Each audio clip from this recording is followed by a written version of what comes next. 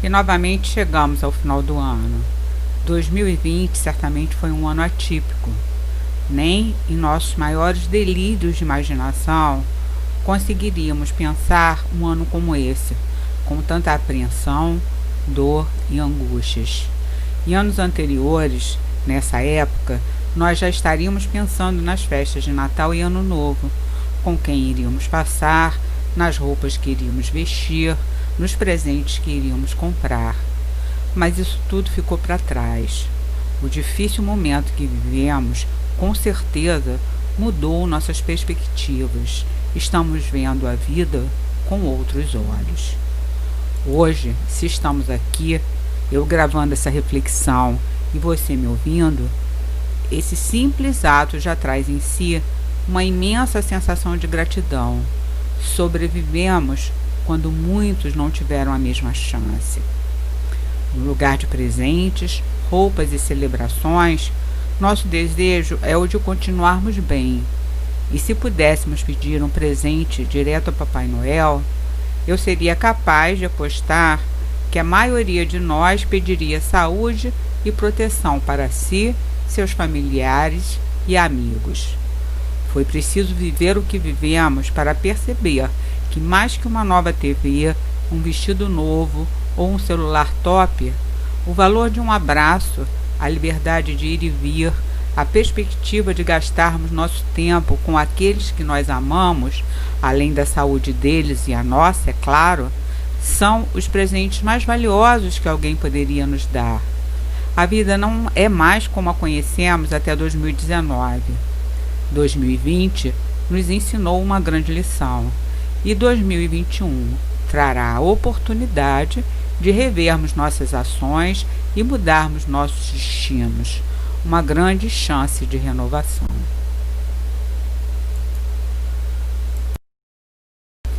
Embora talvez de uma forma diferente, nós não devemos deixar de celebrar essa época do ano, ao menos não no coração, porque nesse período, além de celebrarmos Jesus, significa também um ritual de passagem. Termina 2020, inicia-se 2021. Fim de um ciclo, início de outro. Surge uma nova oportunidade, é tempo de começar de novo. Em épocas normais, a essa altura já estaríamos fazendo nossas resoluções de ano novo. A sério ou por brincadeira, quem nunca fez sua listinha de desejos e metas a alcançar para um ano que se inicia? Geralmente assim, ano que vem vou aprender um novo idioma, ano que vem vou trabalhar menos, passar mais tempo com a minha família, ano que vem não vou faltar à academia. Cada um de nós priorizava suas metas de ano novo conforme suas necessidades, mas nosso foco sempre era atingir novos patamares. Sempre começávamos o ano novo planejando conquistar. Depois que 2020 nos ensinou um novo olhar e mudou o nosso foco de ter para ser, que tal aproveitarmos essa época do ano, esse ritual de passagem, e mantermos nossas resoluções de ano novo sob uma nova ótica, mais adequada ao cenário que vivemos atualmente nesse planeta. É sobre isso que vamos falar. Mas antes, vamos conhecer um pouco sobre como surgiu a cultura de marcar um ano novo no calendário. De onde vem essa tradição? Voltamos à época do imperador romano Júlio César, que, em 46 a.C., instituiu o dia de Ano Novo. Esse dia foi dedicado ao deus Jano, deus dos portões e deus da paz. Precisamos lembrar que naquela época o povo era politeísta, ou seja, cultuava vários deuses. E, obviamente, o nome do mês de janeiro deriva de deus Jano. Jano era representado como uma figura masculina com duas faces. Uma face virada para frente, que lhe concedia o poder de visualizar o futuro. A outra face era virada para trás, com o poder de visualizar o passado. Conta a lenda que Saturno foi expulso do céu e o deus Jano o acolheu na terra. Agradecido, Saturno deu a Jano o que chamou de rara prudência, que era justamente a capacidade de olhar o passado e o futuro ao mesmo tempo, Por isso a representação das duas faces. Mas vamos fazer aqui um parêntese. Olhando no dicionário, o significado da palavra prudência, vamos encontrar como sinônimos a temperança, ponderação, sensatez, cautela. Segundo o dicionário, trata-se da virtude de agir de forma justa e ponderada. E é muito curiosa e significativa essa mensagem de olhar passado e futuro ao mesmo tempo, porque, de certa forma, é isso que fazemos normalmente nessa época do ano. Avaliamos o ano que termina, fazemos dele um balanço e, ao mesmo tempo, planejamos nossa vida para o ano seguinte, de acordo com os padrões e metas que queremos atingir. Ou seja, olhamos passado e futuro mais ou menos ao mesmo tempo. É uma época de reflexões e mudanças. É também uma época em que a gente se enche de esperança de transformar nossas vidas para melhor. E que espetáculo seria se, ao olhar passado e futuro, pudéssemos trazer as características da prudência que mencionei antes: agir com moderação, sensatez, cautela, agir de forma justa e ponderada. Sendo assim, vamos pegar uma carona nessa época de transformações e conversar sobre algo que se ouve falar muito nas casas espíritas e que tem tudo a ver com transformações e os significados da prudência que mencionei há pouco. O tema chama-se reforma íntima. Quem sabe não pudéssemos mudar um pouco o foco das nossas resoluções de ano novo, repaginá-las, acrescentando à nossa listinha de desejos o desejo da nossa própria melhora, da nossa transformação interior. Vemos na imagem uma estátua esculpindo a si mesma. Reforma íntima é exatamente isso. Nós esculpindo a nós mesmos. Nós nos autolapidando. Eu, a partir de mim mesmo, lapidando um novo homem ou uma nova mulher. Mas como se faz isso? Quando eu devo fazer? Tem momento certo para começar? Para terminar? O que nos diz a codificação? Vamos compreender um pouco mais sobre a reforma íntima, mas o primeiro conceito que precisamos entender é que não dá para ser um espírita sem reforma íntima. É um combo, não se separam as duas coisas. Aliás, reforma íntima é o propósito do Espiritismo. No Evangelho segundo o Espiritismo, capítulo 17, vamos encontrar: reconhece-se o verdadeiro espírita pela sua transformação moral e pelos esforços que emprega para domar suas más inclinações. Na Revista Espírita de janeiro de 1869, vamos ler: o Espiritismo só reconhece como adeptos aqueles que põem em prática os seus ensinamentos, isto é, que trabalham a sua própria melhora moral, porque é esse o sinal característico do verdadeiro espírita. E, finalmente, a questão 292 do Livro dos Médiuns nos diz: não esqueçais que o fim essencial, exclusivo do Espiritismo, é a vossa melhora, e que, para o alcançardes, é que os espíritos têm a permissão de vos iniciarem na vida futura, oferecendo-vos dela exemplos de que podeis aproveitar. Mas, claro, impossível. Se nós temos acesso a tantas informações do mundo espiritual, é para nosso esclarecimento, para que possamos colher exemplos que nos sirvam de guia.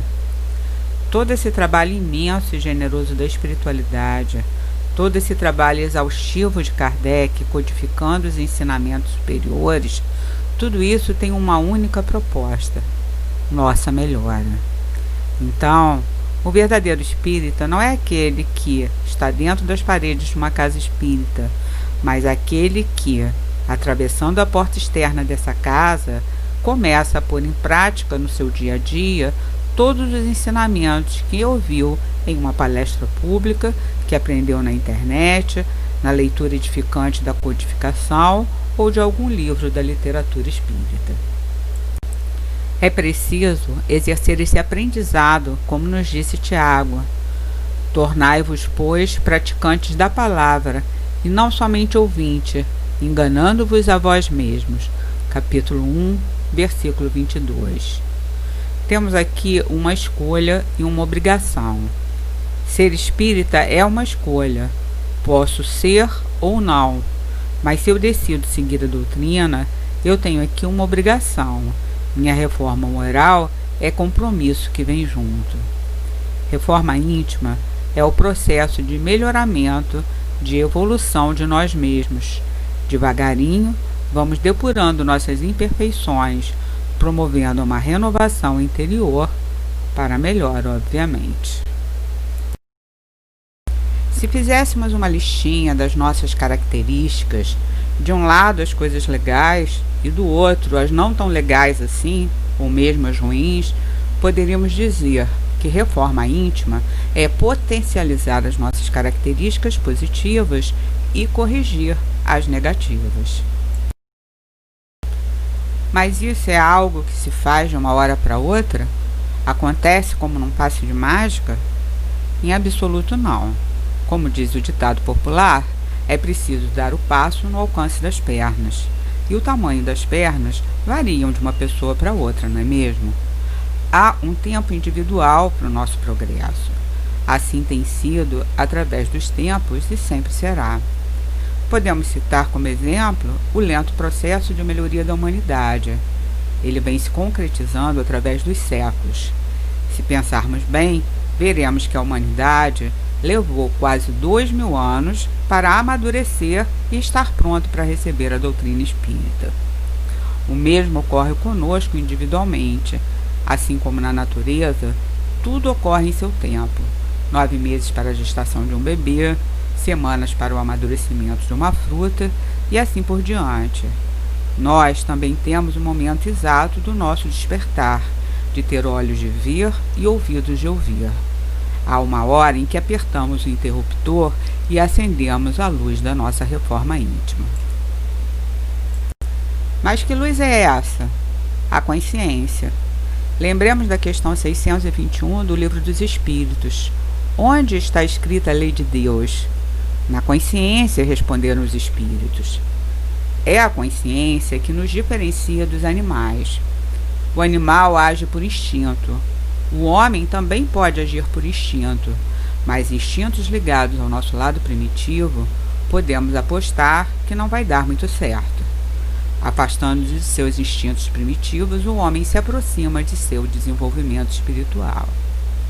Mas não é uma tarefa fácil libertar-se dos nossos horizontes limitados. A maioria das vezes é mais fácil continuarmos na nossa zona de conforto. Lembram da canção? Eu nasci assim, eu cresci assim, eu sou mesmo assim, vou ser sempre assim? A síndrome de Gabriela é comum na maioria de nós e é algo que realmente precisamos vencer, porque mudar não é fácil, exige vontade, esforço e muita determinação. Na introdução do Livro dos Espíritos, nós lemos: o espírito encarnado se acha sob a influência da matéria.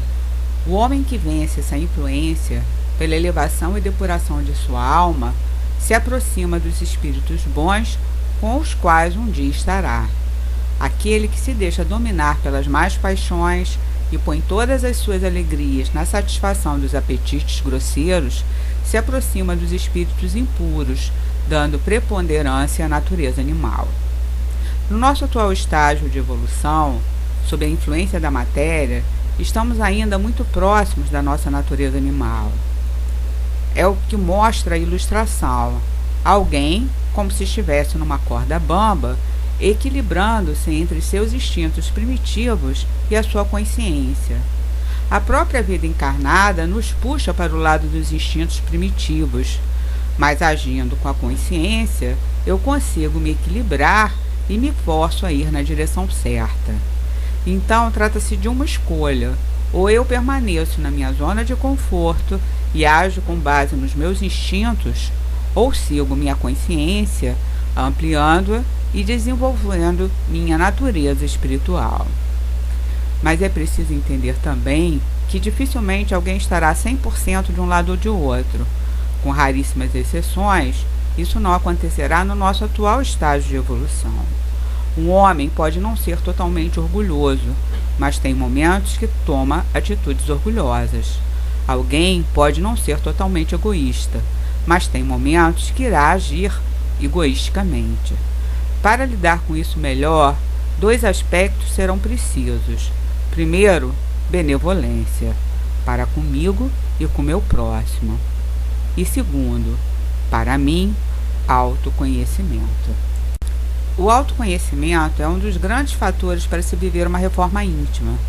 Eu preciso dele para identificar os momentos em que eu tenho tendência a agir orgulhosamente, ou com raiva, ou com egoísmo, por exemplo. É preciso muita honestidade e humildade para olharmos nós mesmos, identificando as más inclinações que carregamos.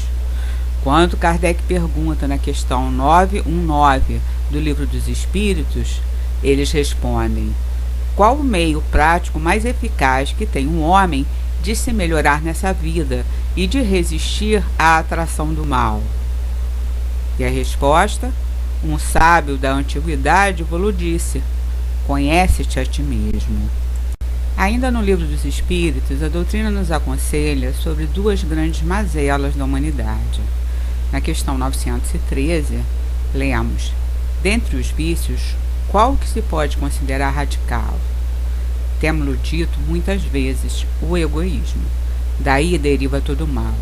Estudai todos os vícios e vereis que no fundo de todos há egoísmo.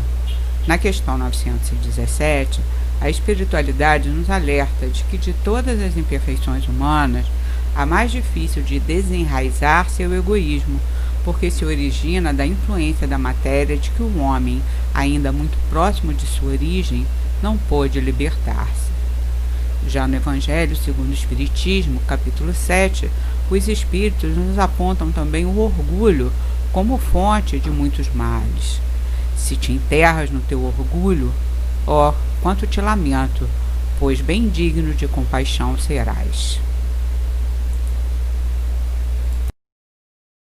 Orgulho e egoísmo se entrelaçam, e a Revista Espírita de outubro de 1861 conclui muito bem: o egoísmo é a negação da caridade. Ora, sem caridade não há repouso na sociedade, digo mais, nem segurança. Com o egoísmo e o orgulho que se dão as mãos, será sempre uma corrida em favor do mais hábil, uma lista de interesses, onde são calcadas aos pés as mais santas afeições, onde nem mesmo os laços sagrados da família são respeitados. Notem que o texto tem mais de 150 anos, mas não poderia ser mais atual. Qualquer semelhança com o mundo moderno não é mera coincidência. A nossa sociedade está doente e precisamos rever a nossa conduta diante desse cenário. E o que é a reforma íntima, senão a revisão da nossa conduta e a análise de como eu me conduzo na sociedade atual? Porque se a sociedade precisa ser revista, eu também preciso de revisão. Afinal, o todo não é a soma das partes. Desse jeito, eu passo a perceber que reforma íntima não tem a ver somente com grandes mudanças, mas com tudo aquilo que pode melhorar a minha vida, a vida do meu bairro, da minha cidade, do meu planeta e do meu próximo. Já paramos para pensar que reforma íntima está ligada à coleta de lixo seletivo, que tem a ver comigo me abaixando para pegar e pôr no lixo um copo descartável que alguém jogou na rua, de dar a vez sem irritação ao motorista que tem a seta ligada e me pede para entrar na minha frente? A minha atitude individual faz a diferença na vida de outra pessoa e na de toda a coletividade. Vamos lembrar que a psicosfera de um planeta é a soma da psicosfera de cada um de nós, assim como o oceano é a soma de suas gotas d'água. Tudo que eu faço trará consequências para alguém em algum lugar, porque tudo está interligado. mas a maior consequência estará em mim mesmo. Um texto publicado em maio de 1866 na Revista Espírita, assinado por Luís de França, resume muito bem tudo isso. Diz assim: ele, referindo-se ao Espiritismo, ele mostrou ao homem a absoluta necessidade de sua renovação interior pelas próprias consequências de cada um de seus atos, de cada um de seus pensamentos, porque nenhuma emanação fluídica, boa ou má, escapa do coração ou do cérebro do homem sem deixar uma marca em algum lugar. Assim, fica claro o quanto a reforma íntima é importante para o nosso bem pessoal, a minha felicidade enquanto aqui encarnado e a felicidade futura espiritual, para a minha saúde física e mental e para a reconstrução moral, espiritual e energética de todo o planeta. Reforma íntima é um conceito de regeneração, muito oportuno para o momento que estamos vivendo, diga-se de passagem. Reforma íntima é também um ato de auto-amor. Sou eu cuidando de mim mesmo, sou eu trocando um mau hábito por um bom hábito, um sentimento negativo por outro melhor, uma mágoa por um perdão. Divaldo Franco tem uma frase muito bonitinha que sugere: ao invés de termos uma reação, que tal termos uma compaixão?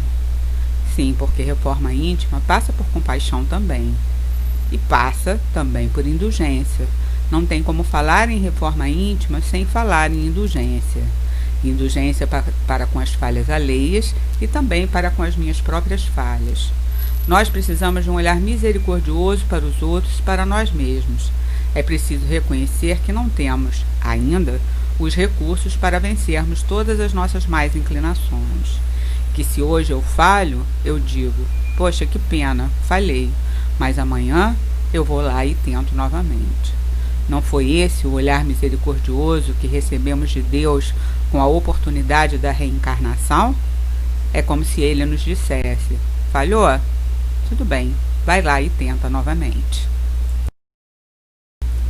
E assim, reforma íntima somos nós, devagarinho, descobrindo uma nova forma de fazermos as coisas, uma nova forma de nos relacionarmos, promovendo em mim mesmo transformações que me mudam para melhor e que, como vimos, muda também para melhor o mundo ao meu redor. Nos avizinharmos da natureza espiritual é um trabalho imenso, que, como já disse antes, requer vontade, vigilância constante, determinação, paciência, combate às más inclinações, autoconhecimento e autoamor, assim como empatia, caridade e compaixão com o próximo.